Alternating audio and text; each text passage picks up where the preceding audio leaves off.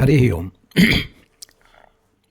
आज हम भगवत भक्त निषाद, वसु और उसका पुत्र वीर, इसके संबंध में चर्चा करेंगे। दक्षिण भारत के वेंकटगिरी यानी बालाजी, तिरुपति बालाजी इसको सुप्रसिद्ध तीर्थ है। महर्षि अगस्त्य की प्रार्थना से भगवान विष्णु ने वेंकटाचल को अपनी निवास भूमि बनाकर पवित्र किया है। उस पर्वत के शिखर पर स्वामी पुष्करिणी तीर्थ है, जहाँ शिवपुत्र स्कंद स्वामी प्रतिदिन श्री हरि की उपासना करते हैं और उन्हीं के नाम पर उस तीर्थ को स्वामी पुष्करिणी कहते हैं। उनके पास ही भगवान का विशाल मंदिर है, जहाँ भूदेवी और श्रीदेवी के साथ भगवान विराजमान है। ऐसा कहा जाता है कि सत्ययुग में अंजनगिरी, त्रेता युग में नारायणगिरी, द्वापर में सिंहाचल और कलयुग में वेंकटाचल, यही भगवान का नित्य निवास स्थान है। कितने प्रेमी भक्त भगवान के दिव्य विमान, दिव्य चतुर्भुज स्वरूप का दुर्लभ दर्शन पाकर कृतार्थ हो चुके हैं यहाँ।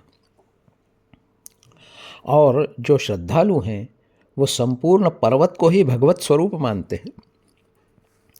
उसी वेंकटाचल पर पूर्व काल में एक निषाद रहता था, जिसका नाम था वसु। भगवान का बड़ा भक्त था। स्वामी पुष्करिणी में स्नान करके रोज श्रीनिवास की पूजा करता और शामाक यानी सामा जिसको कहते हैं, उसके भात में मधु मिलाकर, मधु यानी शहद, और श्री भूदेवियों सहित, श्रीदेवी और भूदेवी के सहित भोग के लिए निवेदन करता। भगवान के उस प्रसाद को ही वह पत्नी के साथ स्वयं खाता था। यही नियम था उसका। अब भगवान श्रीनिवास उसे प्रत्यक्ष दर्शन देते और उससे वार्तालाप करते थे। इतना बड़ा भक्त था। उसके और भगवान के बीच में कोई योग माया का पर्दा नहीं था। उसी पर्वत के एक भाग में शामाक का जंगल था, सामा का जंगल था, और वसु सदा उसकी रखवाली किया करता। और इसीलिए उसका चावल जो था वो प्राणाधार भगवान के भोग में काम आता था। उसकी पत्नी का नाम था चित्रवती। बड़ी पतिव्रता थी। दोनों भगवान की आराधना में संलग्न रहते और उनके सान्निध्य का सुख भोग रहे थे। कुछ काल के बाद चित्रवती गर्भवती हुई। एक सुंदर बालक उत्पन्न हुआ। उसका नाम वसु ने रखा वीर। वीर यथा नाम तथा गुणः। मन पर शैशव काल से ही माता पिता का प्रभाव था ही। जब कुछ बड़ा हुआ तो पिताजी के काम में हाथ बटाने लगा और भगवान के प्रति अनन्य भक्ति का भाव भी उसमें जग चुका था। वे भगवान जो होते हैं ना, भक्तों के साथ खेल खेलते हैं, उनके प्रेम एवं निष्ठा की परीक्षा भी लेते हैं।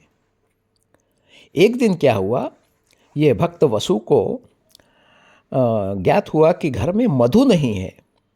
अब जब मधु नहीं है तो भगवान को भोग कैसे लगेगा? केवल सावा का, भात का भोग तो लगेगा नहीं। इसलिए वसु ने सोचा कि चलो मधु ले आते हैं।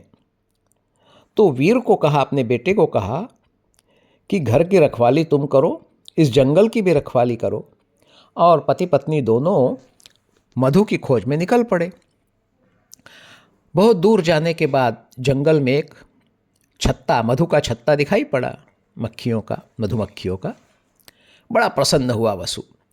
उसने युक्ति से उसमें से मधु निकाला और घर की ओर प्रस्थान किया।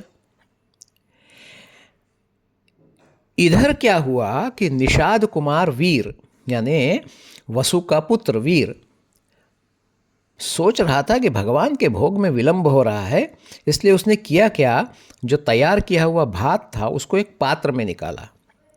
उसमें से कुछ भाग अग्नि को दिया यानी हवन के रूप में, और शेष सब भात वृक्ष की जड़ में स्थापित करके भगवान का आह्वान किया।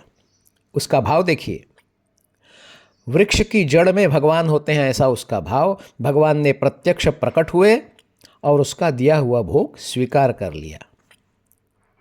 जैसे भक्त नामदेव ने छोटी अवस्था में पिता का आज्ञा मानकर और भगवान को भोग अर्पित किया था, वैसे ही इस वीर ने भोग अर्पण किया। प्रभु प्रसाद पाकर और वीर के माता पिता की बाट जोहने लगे। वसु अपनी पत्नी के साथ जब घर पहुंचा तब क्या देखता है कि वीर ने भात में से कुछ अंश निकाल कर खा लिया है। उसे बड़ा दुख हुआ कि प्रभु के लिए जो भोग तैयार किया गया था उसमें से इस नादान बालक ने उच्छिष्ट कर दिया। यह इसका अपराध अक्षम्य है। और यह सोचकर वसु अत्यंत कुपित हो गया और उसने तलवार खींच ली और वीर का मस्तक काटने के लिए जैसे ही हाथ ऊंचा किया, वैसे ही किसी ने पीछे से आकर वसु का हाथ पकड़ लिया। वसु ने पीछे मुड़कर देखा तो वृक्ष था और उस वृक्ष पर भक्तवत्सल भगवान स्वयं उनका हाथ पकड़े खड़े थे।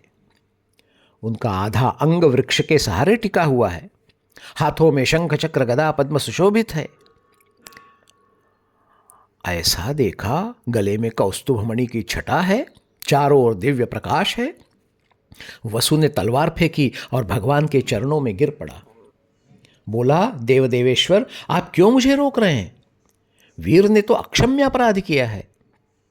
तब भगवान ने मधुरवाणी से कहा कि वसु, तुम उतावले मत हो। अरे तुम्हारा पुत्र मेरा अनन्य भक्त है, यह मुझे तुमसे भी अधिक प्रिय है, इसलिए मैंने इसे प्रत्यक्ष दर्शन दिया है।